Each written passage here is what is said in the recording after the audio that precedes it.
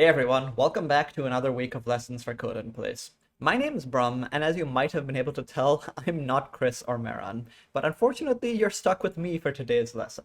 Now, I've worked with Chris and Meran for a really long time as their head TA for Stanford CS106A, and now with them for Code in Place, and I know I have really big shoes to fill, but I'm really excited about today's lecture. And the reason I'm excited about it is because firstly, we're going to be adding a powerful new tool to our programming abilities. And whenever we get that, we take a step up in the kinds of problems we're going to be able to solve. But perhaps even more importantly than that, we're going to spend a good amount of today's lesson sort of peeling back the surface of Python and understanding under the hood how it represents information. I think that's always a really exciting thing to understand how something works, because it also allows you to more deeply understand why you solve problems the way you do. So with that in mind, I'd like to start by talking a little bit about a limitation of the programs you've written so far that you might have had to grapple with already. Let's pretend that we have a function like this: add two numbers. It takes in two numbers, num1 and num2, and it returns the sum of those. Now, this is a pretty short function, and I hope I can convince you that it doesn't have any bugs. It does exactly what it says it will. It takes two numbers and adds them together. That said, I still think there are a couple of problems with a function like this. The first of which is that it only adds two numbers. If I wanted to add, say, 12 and 42, great, I can pass 12 and 42 into this function, and it would return back 54.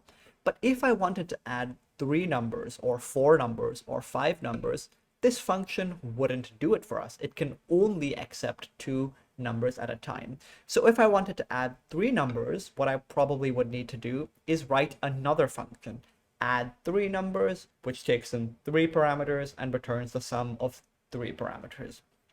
Again, this function works, but it has an issue.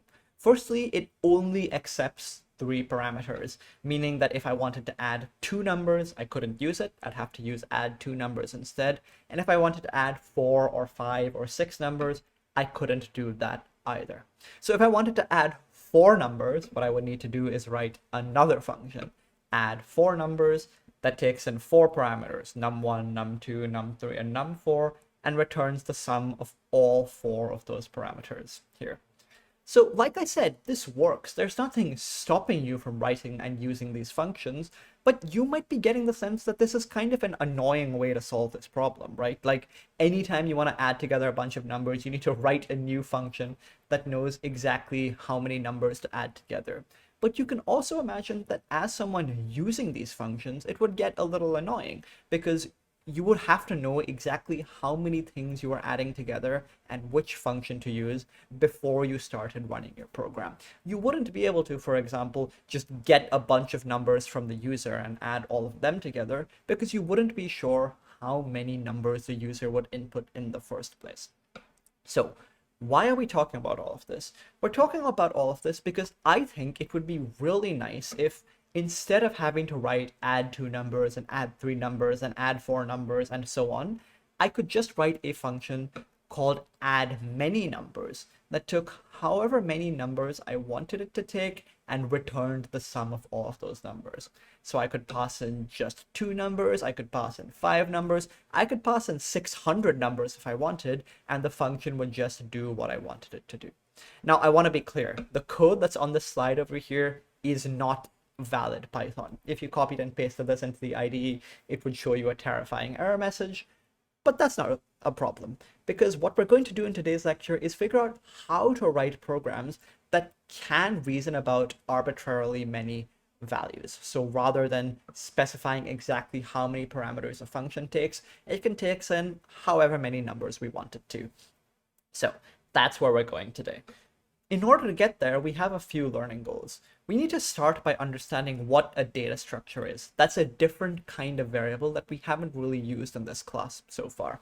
Once we've understood what a data structure is, I'm going to introduce you to a new variable type, a variable type called the list. And we're going to write a bunch of programs that use lists so we can understand exactly how we can use them in our own programs. And once that's done, we're going to take a step back and look at the behavior of lists when they're passed in as parameters to functions, because they behave a little differently than you might have seen before with other parameters, or how you might expect them to behave in the first place. So with all that said, we have a lot to get through today, and all of it is exciting, so let's just jump right in.